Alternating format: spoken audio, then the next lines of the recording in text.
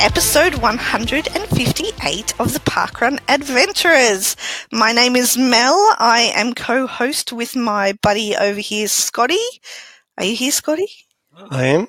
Thought we had formal Mel for a minute there. It was a very serious start. Oh, was I formal? Episode 158. Well, it sounded a bit formal. Yeah. Oh, sorry. I okay. wasn't trying to use a professional.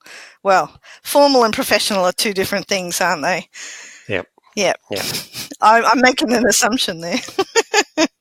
We can go casual. We can go formal. I think we do enough casual. I'm happy to go formal. Okay. Yep. Well, it's done then. Formal. Formal is done. I was going to say I'm very excited to be here as always, so I hope you're excited. Did you have a good weekend at Parkrun, Scotty? Yep. I'm just putting on my formal pants, to recap my Parkrun weekend. I was in Adelaide, Mel. I heard Radelaide. Yeah. Radelaide. It's an awesome town. The brew course or the zoo course? Okay, so we'll get to it first. We'll get to the Torrens. Go. Okay. So you were right. There are two courses at Torrens Parkrun. The brew course, which does go back along the brewery. We didn't do that one. We did the zoo course, which runs out to the zoo, funnily enough, and you turn around. But Mel... Did you hear the monkeys? I didn't hear the monkeys. No, I never heard the monkeys either. That's okay, but... They have a lot of people. There's a big crowd, and I was in the middle of the crowd, so all I heard were footsteps and heavy breathing when I went past the zoo. And that was from the park runners. But Torrens, so I don't know what world I was living in. I had this perception of Torrens that it was just a bit of a hodgepodge. It was in town, but I didn't realise, one, that it ran along the river, which highlights my lack of intelligence, I guess, because it is called Torrens, and it runs along the Torrens River. It runs past Adelaide Oval and the zoo. And goes under a water feature. There's water features that weren't turned on the day, but I understand that they're magnificent that you run under. But yeah, you run under a couple of bridges. It's just a really pretty course. Like, I would go as far as saying one of my favourites that I've run at in purely spectacle. Is that a word? Yeah, like visually pleasing, pleasant kind of morning running along the river. It's a great course, a flagship event for Adelaide and South Australia as well. Yeah, and we got there early, so we got to meet Robbie and his event team, and it's a big production, Torrens. You know, they've got tents and tables, and we had the athlete's foot down there, which this is where I go corporate again, Mel. I got to try on a new pair of Ons, which are my new favourite running shoes. Okay. Yeah, I love the wear test. Like it's a great idea. You try a different pair every time, though, right? I do. Okay, good. I do. Yeah, and I tried this, and I didn't like them that much. Oh, okay. Well, try before you buy. That's the whole point. Exactly. But it's a really good crew there. You can tell lots of eager volunteers. Got to meet Marilyn, who's only ever done barcode scanning. I was going to say, did you get scanned in by Marilyn? Excellent. Well, there was a queue to get to Marilyn, so she's a celebrity scanner. She is a celebrity scanner. They had two scanners on in the day, and I like to show love to the poor guy that's got no one in his queues. So I didn't get the Marilyn scanning experience, but I got to meet her. There's another little nice touch at Torrens. So Brian Wild was the founding event director at that event, and unfortunately he passed away a number of years ago. But so the council, or I'm not sure who organised it, but there's a little park set up on a table near the start line. So we got to see that, and that was just a nice touch. The words on the plaque were nice. It's like for his services to the community, to get people outdoors and active. Yeah, the other thing I like about Torrens is that it's next to a par 3 golf course. And I love par 3 golf courses, Mel, because, one, they're lots of fun, and I'm not the best golfer in the world. I've got a bit of a natural hook to my thing. But a par 3 golf course, they're great fun because as bad as your hook is or as bad as your shot is, you can't do that much damage because the holes are really short. And you can get close. Yeah, and you only have to carry like 2 clubs because you only have to really hit it. You either hit it or putt it. So next time I'm in Adelaide and I'm going to go to Torrens Parkrun, I'm going to make sure I pack my golf clubs. So which ones do you go there? I mean, I'm assuming you don't need the woods. You just take an iron and a putter. Yeah. Okay. Pretty much. Just your favourite club that you can hit a little bit, and you're in business. Because that's not awkward, just taking like 2 clubs on a plane. I'm sure that wouldn't be weird and not difficult to pack into your carry-on. They might have invented foldable, collapsible clubs by now. I'm pretty sure you can hire clubs at most golf courses. Yeah, maybe. So anyway, another added feature of Torrens Parkrun. Absolutely awesome morning. Miserable weather, but that didn't dampen the spirits on the day. Oh, that's good to hear. Hey, when I did Torrens, I don't know, I must have been down there for the McLaren Vale Half Marathon, and there was a whole bunch of park runners there that weekend, and we that was the first time I met Paul and Emily Wilcock, and it was the first time, it was my introduction to the coolest running club in the world, because Emily was recovering from an injury, and so she was walk running at the back, and I was still just, getting into running at that stage, so that was still my pace at that time. And she was wearing a Zoolander shirt, so that was my introduction. I was going to say, Emily's not a member of the Westerfoldians, so I didn't know where you were going with this. But so that's a fateful day. You were at one of the old powwows that they used to organise. Yeah. I think it was the second powwow that they had. The first one they had in different wine regions, and that one was down in South Australia, which was very cool. But it was. What was a powwow, Mel? For those that don't know. The powwows were a meeting of event directors and their families in a particular location over a weekend. There was always a running festival. So in this situation, it was the McLaren Vale Half Marathon was on the Sunday. So we headed down, and this was before McLaren Vale had the Shiraz Trail Park Run, of course, or any other events much closer to it. I think, Adelaide has just boomed, and South Australia has just boomed since that time. That was years and years ago. So Torrens was the park run of choice. There was always a park run on the Saturday. There was a dinner on the Friday night. There was dinner on the Saturday night somewhere closer to wherever the running festival was on the Sunday. And just an opportunity for avid volunteers to get together and powwow about parkrun. It's been a long time. It was a precursor to the listener meetups in a way. I think it was open to all park runners, but it was mainly the event directors and event teams that got involved. But absolutely. Unfortunately, parkrun just got too big, didn't it? And it'd be nice to do something like that. You can't really say too much. It's not unfortunate that parkrun got so big, but there are still those sorts of opportunities, and people are doing it on smaller scales with their running clubs like you guys do with your Westerfoldians and stuff like that. You head on down and do your different weekends away, so I'm sure there are heaps of people still doing the same sort of thing. Yeah. Can I go back to Torrens briefly, because you reminded me, because it's a good indication of how much you love the event, is that, so then I was flying back home on Saturday and I was starting to plan just a trip back with Ivona and Kasha, trying to time it up with a game of footy at Adelaide Oval, and then we'd go back, and I wanted to show them parkrun there. So I'm already planning the next powwow. It's just the cricket powwow. The cricket powwow, that's okay. That's all good. So that's one. I think we can notch it off the potential list for Palm 20 next year. We know that we're going to South Australia, but we're going to try and do a new event for both of us, aren't we, when we get down there? So we've both done Torrens now, so that one's a tick. Yep. But a massive tick. So if you haven't done it, next time we're in Adelaide, look it up amongst all the other events. Yep. And Robbie's been around for a long time too. He was the RD on the day that I was there, so he was very entertaining. I'm sure he gave you guys a great show on Saturday as well. Yeah. I met Ojo Dojo, but this Robbie character, he did the run brief. You're right. Yep. Cool. Well, I'm glad you had a good weekend.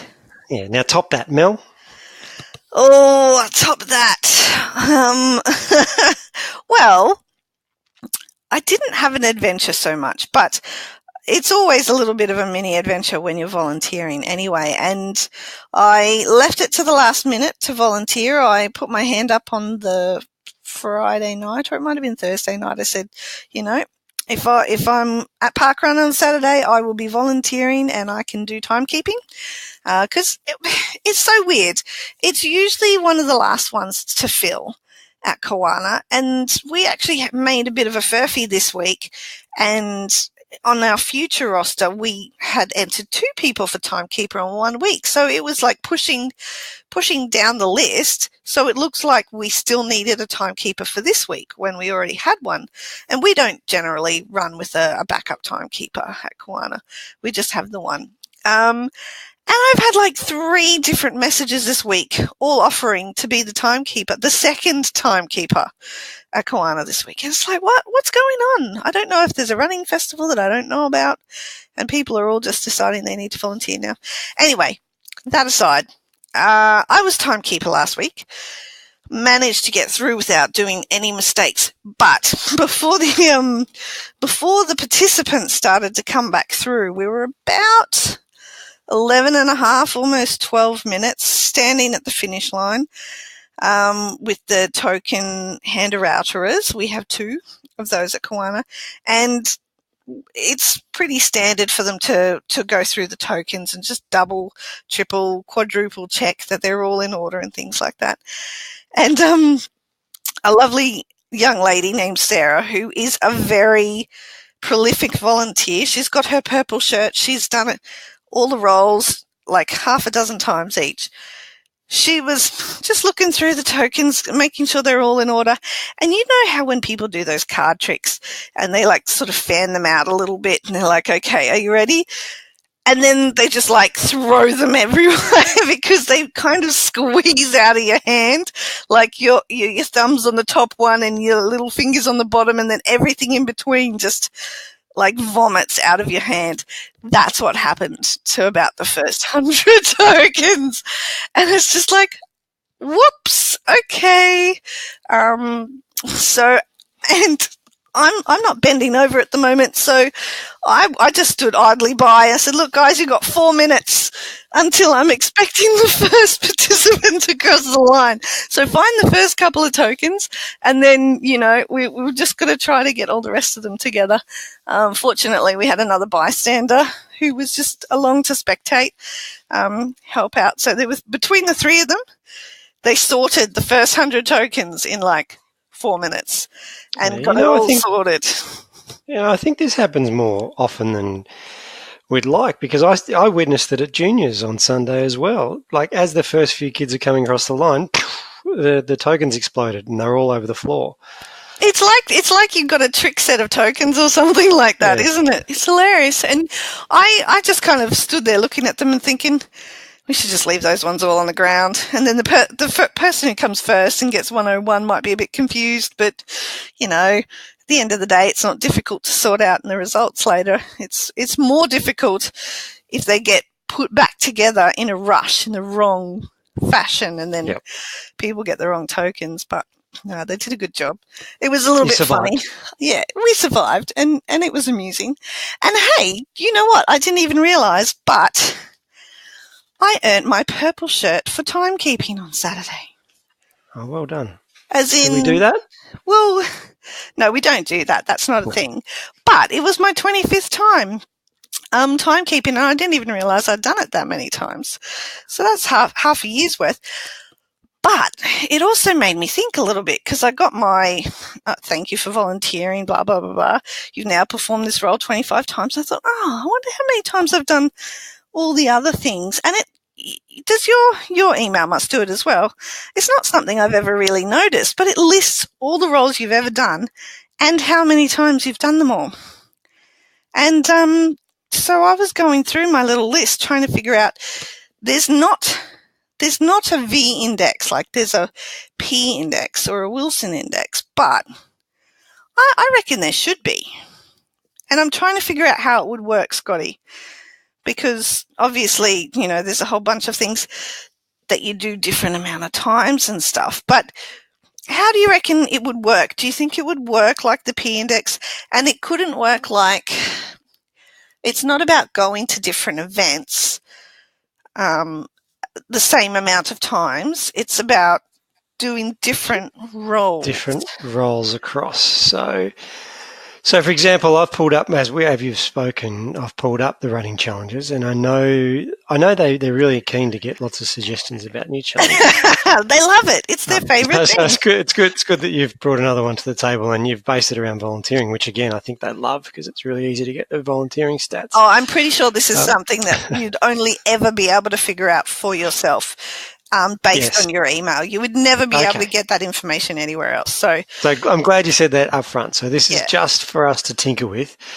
So I've done other once and car park marshal once, but I've been photographer twice and I've been token sorter 3 times. So my V index probably sits at 3. Is that what you're thinking? No, that's not how it works. No? You would have to have done... So you've got to sort them by what you've done the most and then filter it down because you have to have done like a certain amount of things at least. If you're basing it the way the P index works, it's like, okay, if you've done 3 events 3 times, then you're on a 3.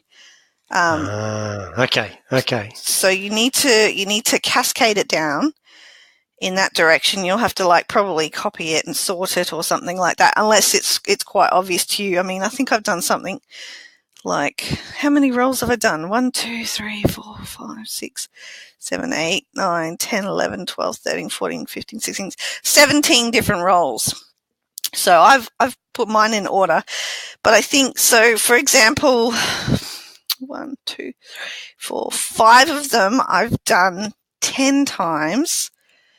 So that would put me on a P index of 5, though? No, because then... No, V index. No, V. Well, a V. See, I can't even... I'm terrible with the maths. No, that doesn't even work because those 5 I've done 10, but then that one I've done 8, that one I've done 6, that one I've done 6, and those 2 I've done 5, so... I've done. I think we get it. You come up with your V index. Look, I'll give you the rest of the episode to figure that out. So give us an update in the outro.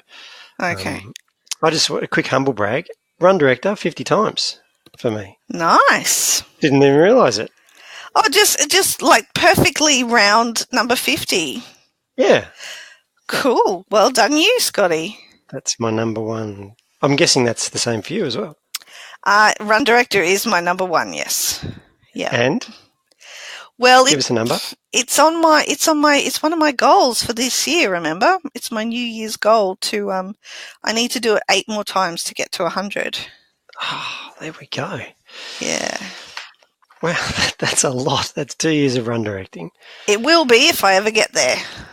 I've still got a couple more months of RDing to get in before that happens, but I've made a good start to it with the year, so I'll just keep that up a little bit more and hopefully get there before the clock runs out in December.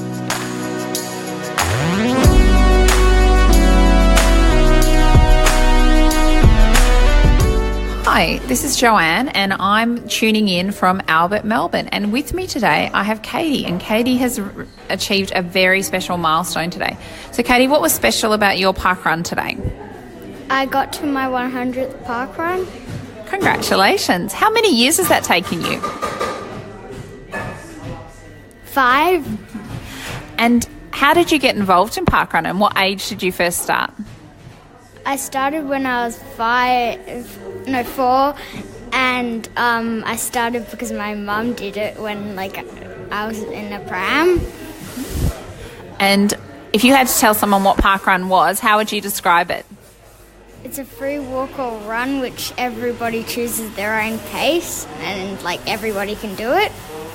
Now, I know sometimes Mum has to get you up in the morning and drag you because you're a bit like me and we don't like mornings. But in other days, why do you keep coming? What makes parkrun something you get up early on a Saturday morning for? It's fun and you can see everybody around and stuff. And when you do parkrun, because you're under 11, you're 9 years old, who do you do parkrun with? My mum and grandma. And have they done as many parkruns as you? More. More? Do you know how many? No. So, how do you think you could get other kids to come to parkrun? Because you like it so much. What would you tell them would make them come?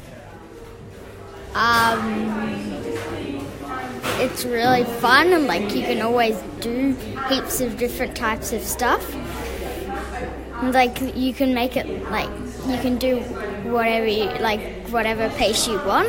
So one day you're feeling slow, you can walk, and the other day you're feeling fast, you can run. Okay, so imagine, because this is a radio show or a podcast, so people can't see Albert Park. So can you tell them what our course is like? Can you describe because you've done it so many times, what does it look like? Well, it's around like a big lake, and it's like you do a big circle, kind of, but you go along the lake for some parts, and then you go like not along the lake for other parts.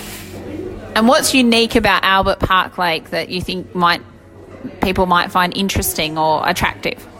There's heaps of swans everywhere. And there's heaps of like seabirds and stuff. Now, are there any funny stories or happy moments that you want to tell people about from parkrun? Well, it's cool how one day I saw my teacher at parkrun, and it was also cool when one day one of my classmates said, "Oh, I'm going to parkrun," and I liked racing my parents and stuff, and then saying, "No, I'm not going to run the whole thing with you," and then running it with a friend. Which we know under 11's within arm's reach, so anyone listening out there, she's talking about burning off her parents at the very end of the run, aren't you? Maybe. Okay, for viewers out there. Now, Katie, you've also volunteered 35 separate days in those. That's nearly, like, for someone who has sport and other things, that's almost a whole year of your life that you've volunteered. So which roles do you like in volunteering? I like marshalling and I like scanning. Scanning's probably my favourite.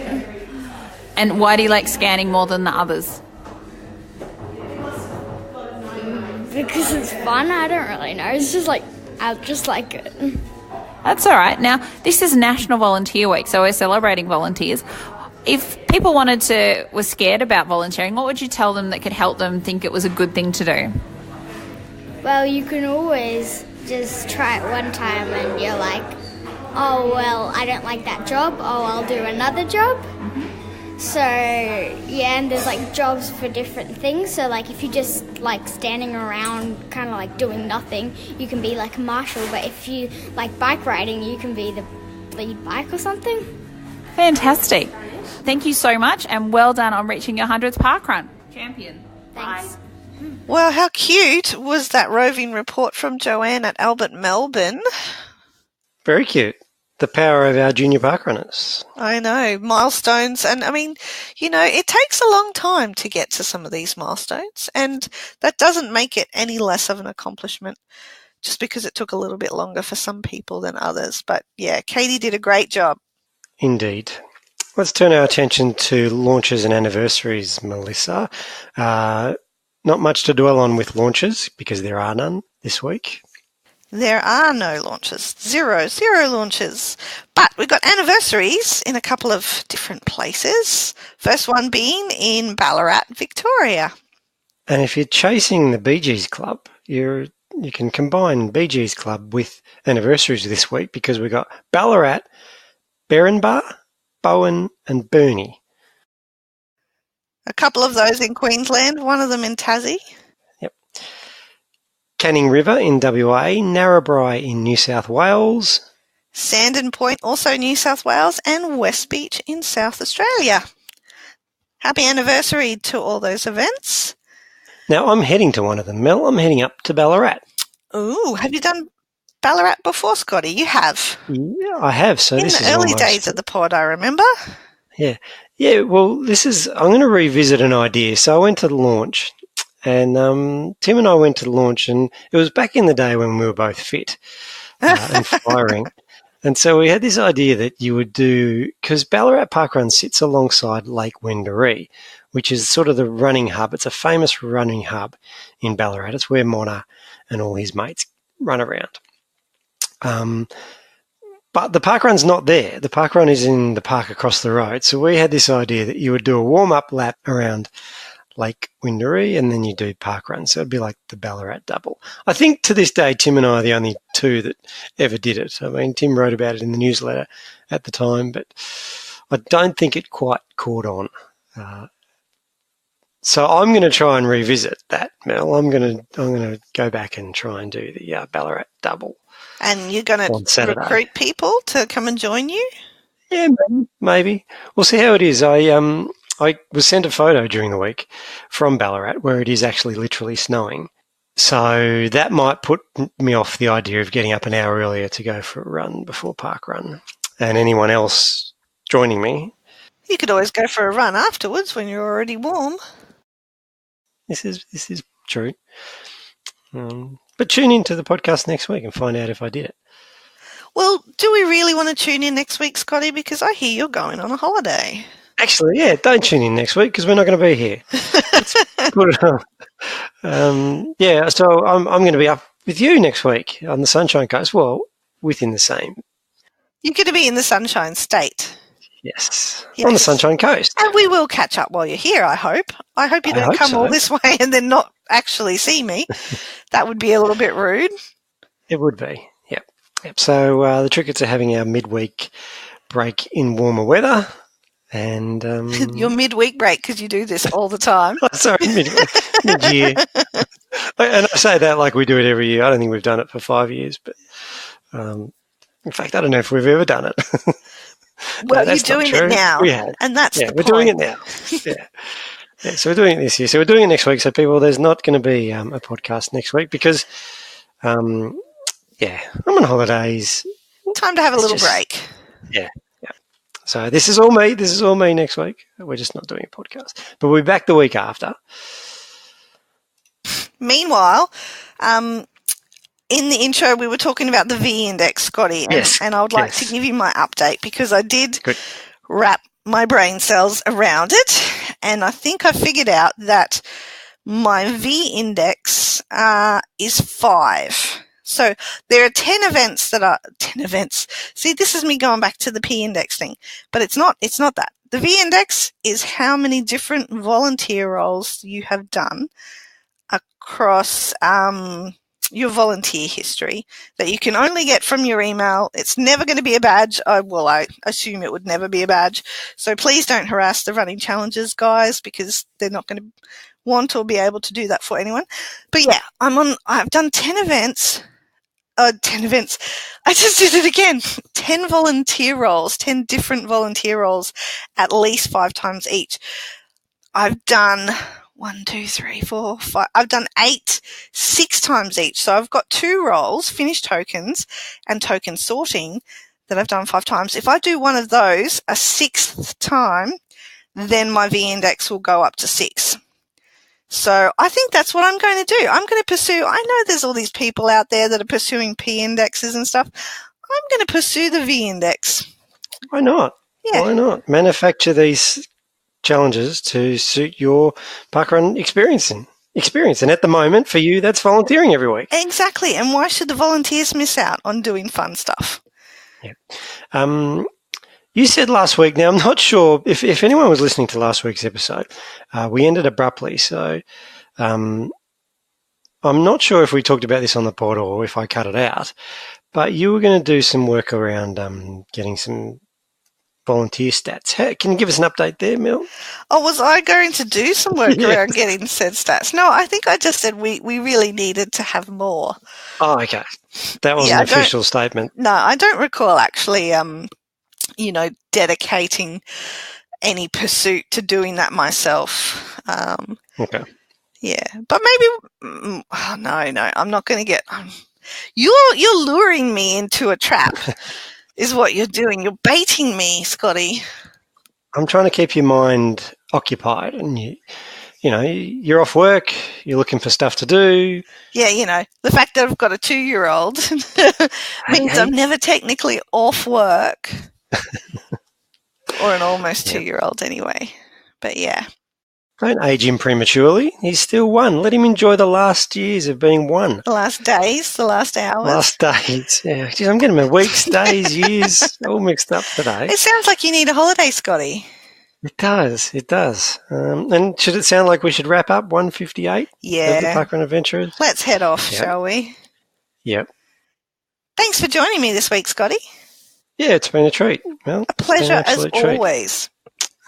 Hopefully see you in person next week. Listeners won't get to hear that meeting. No. But it will happen. Yes, and we'll chat again soon.